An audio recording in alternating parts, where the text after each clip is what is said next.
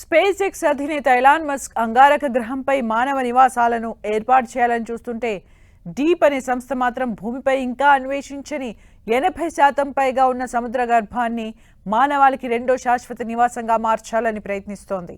అంతరిక్షంలో ప్రయోగాలకు అంతర్జాతీయ అంతరిక్ష కేంద్రం ఉంది. అంతరిక్షంలో మానవులు ఎలా ఉండాలి, భవిష్యత్తులో అంతరిక్ష యానం, జీవనం లాంటి విషయాల్ని ఇది నేర్పుతుంది. మరి నీళ్ళల్లో ప్రయోగాలు చేయాలంటే ఎలా? ఈ ఆలోచనలోంచి పుట్టిందే అండర్ వాటర్ రీసెర్చ్ ల్యాబ్. ఫ్లోరిడాలో వ్యాన్గఢ్ పేరుతో దీన్ని విజయవంతంగా ఏర్పాటు చేశారు. సముద్ర గర్భంలో ప్రయోగాల సమయంలో పరిశోధకులకు ఉపయోగపడేలా దీన్ని స్కూల్ బస్ సైజులో తయారు చేశారు. 56 అడుగులుండే ఈ అండర్ వాటర్ వ్యాన్గార్డ్ను మెరైన్ ఇంజనీరింగ్ కంపెనీ డీప్ తయారు చేసింది. దీన్ని ఫ్లోరిడా నుంచి 65 మైళ్ల దూరంలో 650 అడుగుల లోతున సముద్ర గర్భంలో ఏర్పాటు చేశారు. సముద్ర జీవుల అధ్యయనం, సముద్ర గర్భంలో పరిస్థితులు, సాగర గర్భ వాతావరణంలో మార్పులు భూమిపై ఎలాంటి ప్రభావాలు చూపుతాయి, భవిష్యత్తులో మానవ నివాసాలకు ఎంతవరకు అనుకూలం, ఇలా ఎన్నో విషయాలను ఈ వ్యాన్గార్డ్ ద్వారా తెలుసుకుంటున్నారు. ఓ రకంగా ఇది సబ్మెరైన్లా పనిచేస్తుంది. భవిష్యత్తులో మానవులు సముద్ర గర్భాల్లో జీవించాలంటే ఎలా అనే దానిపైన లోతైన అధ్యయనాలే చేస్తున్నారు.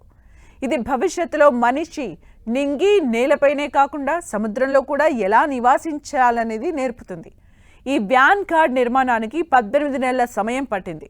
దీన్ని నీళ్ళల్లో తేలి ఆడేలా కాకుండా సముద్రం లోపల ఉండేలా తయారు చేశారు. భారీ బోట్ క్రేన్ల సాయంతో దీన్ని సముద్రంలోకి తీసుకెళ్లారు.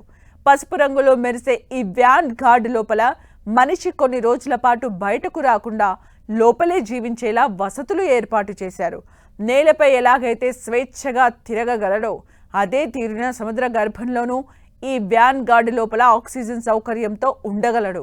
ఇంట్లో ఉండే గాలి, విద్యుత్, ఆహారం, మౌలిక వసతులు ఇలా అన్ని సౌకర్యాలు ఇక్కడ ఏర్పాటు చేశారు.